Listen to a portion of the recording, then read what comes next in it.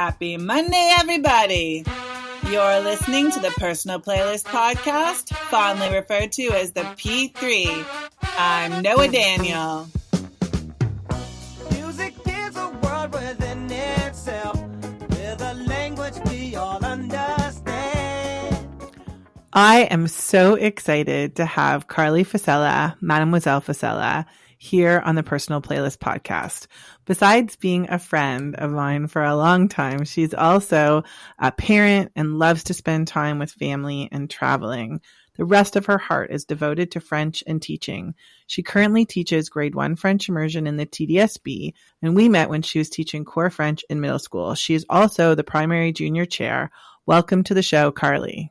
Thank you so much for having me, Noah. I'm really excited and really honored, actually, to be invited because I know you've been doing this for such a long time and it's been extremely successful.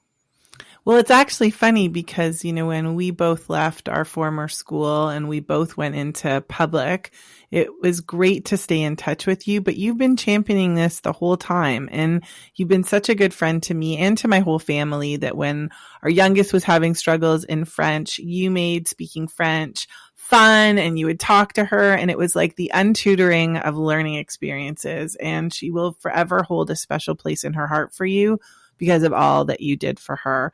But I feel the same way because getting to know you through our work was such a special time, and you were 2 doors away. Mm-hmm. And it was like part of my every single day was hanging out with you. I know. We had so many great times, and while we were at the school and also after, just between us and our kids, and just the way Julia felt about, our tutoring experience. I also felt that way about our relationship because you did the exact same thing for me that you felt I did for her when we were doing French together.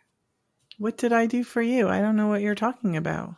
Oh, you were a mentor to me. You maybe not an explicit mentor, but you were somebody that I felt really safe and comfortable coming to talk to whenever I needed help. Because, I know I came off as knowing everything, but that was my first year teaching when we met. So I had a lot to learn, and of course, still have a lot to learn, but it gets a little easier every year. I forgot about that, actually. And it's so funny because so much has changed and it's been a long time since we first met. But you're right. Like, that was a really cool experience getting to speak to you. And one of my favorite parts about you from the beginning is how passionate you were and are about teaching French. And so many of our students, and it's kind of like drummers in bands, what happens to French teachers in schools can sometimes be a very funny story, especially in the school system we were in. And so not only were you an enduring French teacher, but you were an endearing French teacher. And for so many people, when they remember times, they check in about you or they want to connect with you because you're a very special educator.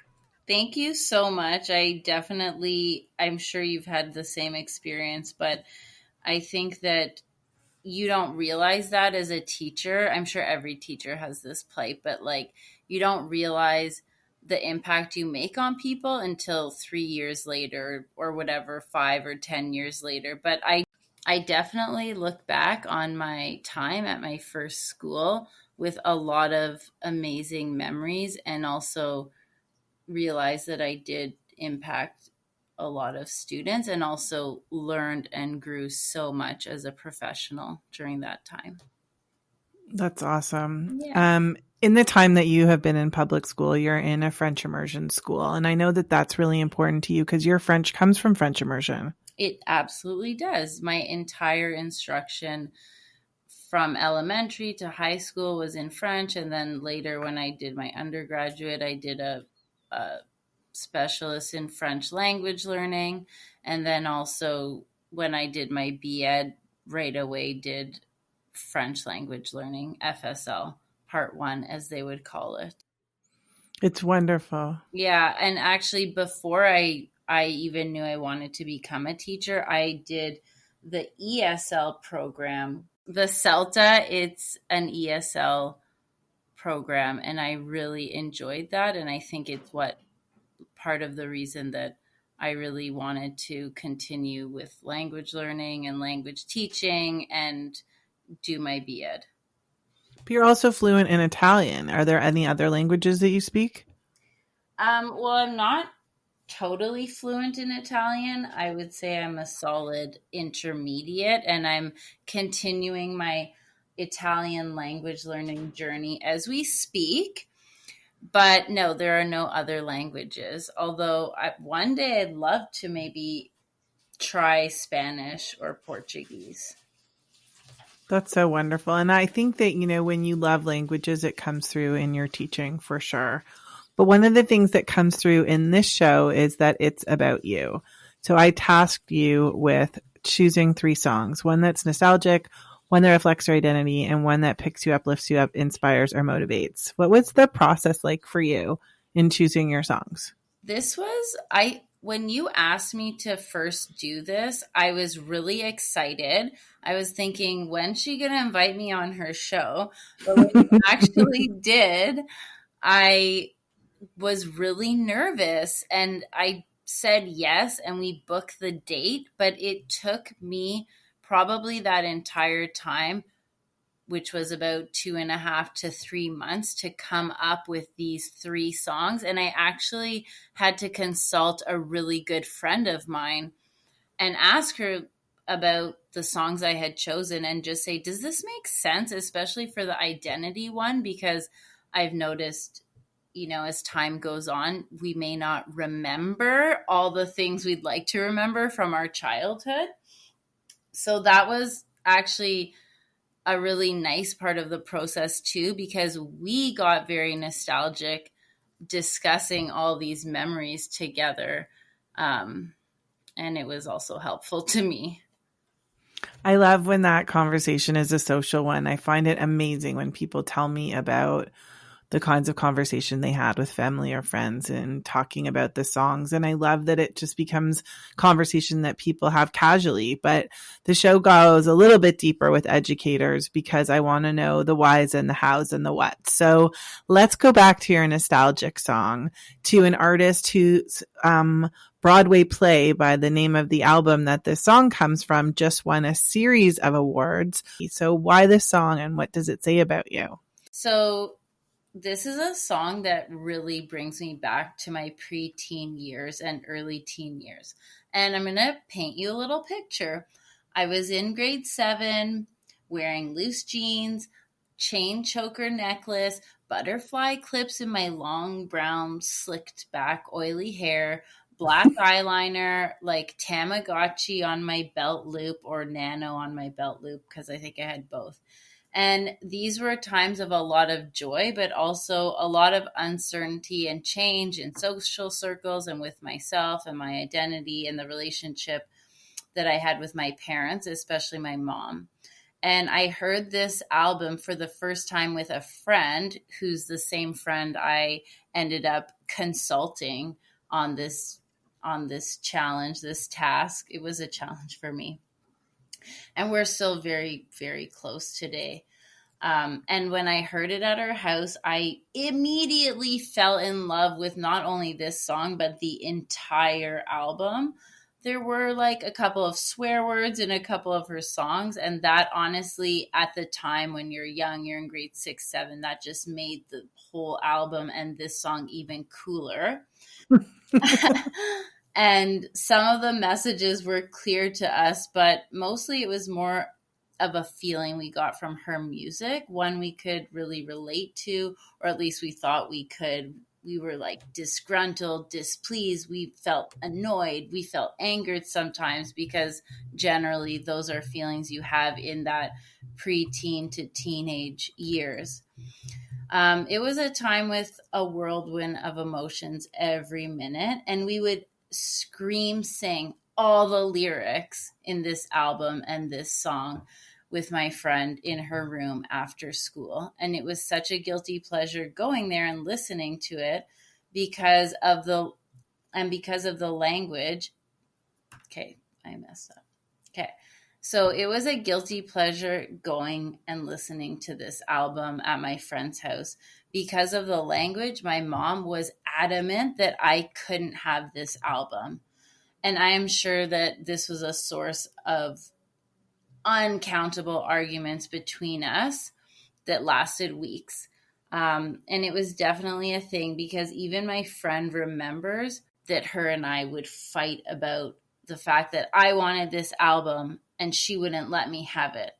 After some time, I did purchase the album. I can't remember if I rebelled and bought it by myself with my allowance secretively down at the Future Shop at Laird and Eglinton, which would be really fitting for the vibe of the album, or if I like complained and made such a big deal that eventually it ended up in my Christmas stocking one year. But nevertheless, I got my way and I was finally so happy to have the album Jagged Little Pill by Alanis Morissette and listen to this amazing song, You Learn, that we belted out all through our preteen years. The Grammy Award winning for Best Musical Theater Album. Here is Alanis, You Learn.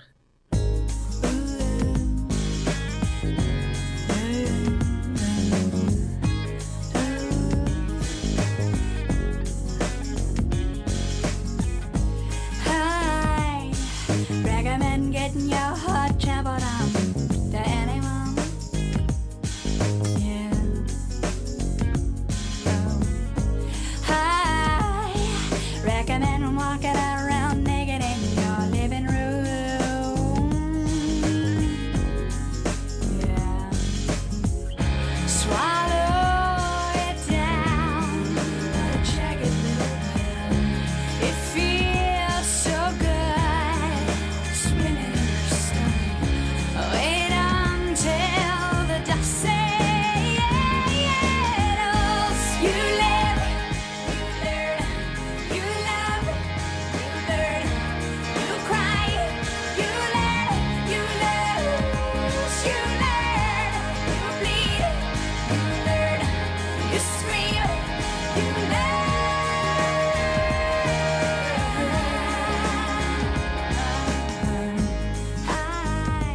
It's just the whole thing is such a great album. But as I'm playing it now, can you picture all the things you were describing? Yeah, I mean, I was singing every word. I was trying not to sing them out loud while you played the song. So, and that it was really bringing me back to a totally different time in my life and all the memories that I just shared. I think too about the lyrics of the song is just that learning comes from living, and that sometimes it can be really hard to make mistakes and feel free to just, get messy. But the truth is that that is the best way to learn. And whether it's from screaming or bleeding and all the hardships, that struggle really can produce incredible learning opportunities. I agree with that 100%. I couldn't have said it better than you. Okay, but when I saw your identity song, I both smiled and laughed with my heart because there are a lot of layers to this artist and to this song. So lead us into why this reflects your identity.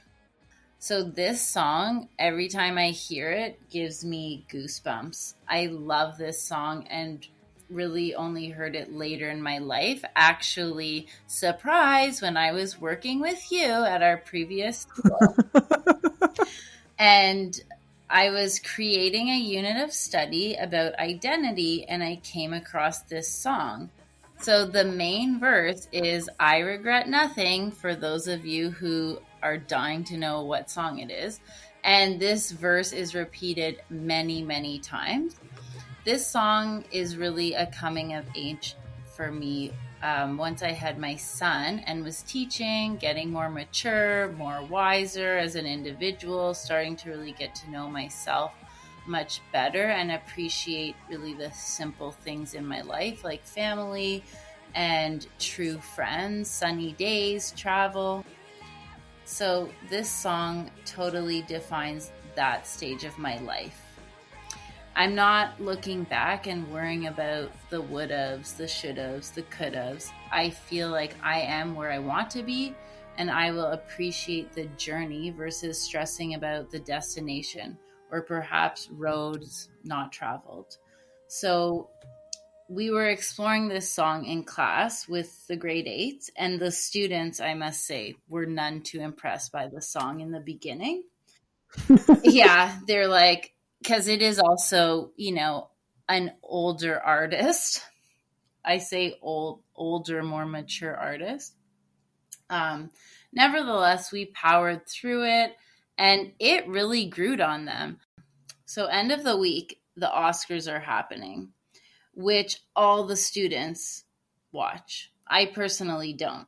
So they came back after the weekend and tell me about how this song was all over the Oscars. It happened to be because Cadillac had released a new commercial which featured this artist's song. So I think the commercial and my amazing teaching, of course, gained this song and the artist the clout they deserve. And yeah. And later on, as we explored French music, many students explored and were enamored by this artist's other favorite song, La Vie en Rose. So if you didn't guess by now, the artist is Edith Piaf, and the song, which is truly my identity song, is Je ne regrette rien. I love that you regret nothing, and I can see you actually saying it with a special Carlee kind of smile. So let's play it. Okay.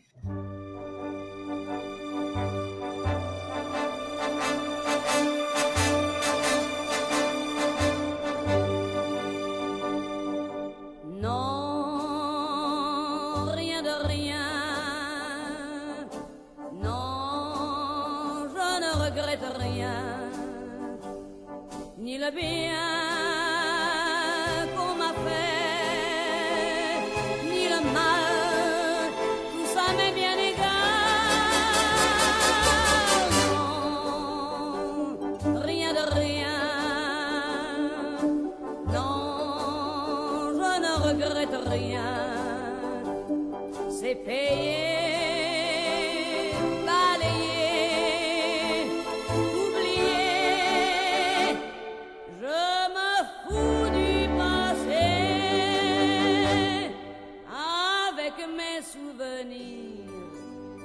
J'ai allumé le feu, mes chagrins, mes plaisirs. Je n'ai plus besoin de balayer les amours avec leur trémolo, balayer pour toujours. Je repars à zéro.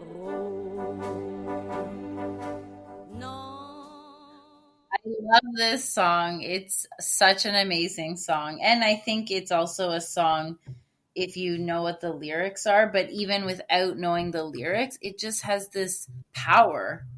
Just it has this energy that is really powerful. And so do you. Like, it's funny because you can be such a casual, unassuming person, but in a classroom in particular, you are so powerful and passionate and inviting to learners. And I see so much of you in that song too. That's fantastic. Thank you so much. But sometimes things get a little difficult and you need a song to pick you up or lift you up or just lighten the zone. And you chose a song. I remember when this album came out so amazingly. It was a really big deal in terms of his independence as an artist. But why this song of all the songs in all the land? So this song puts a huge smile on my face. Pre-COVID, pre-child, I actually had a life, even though it seems so distant sometimes.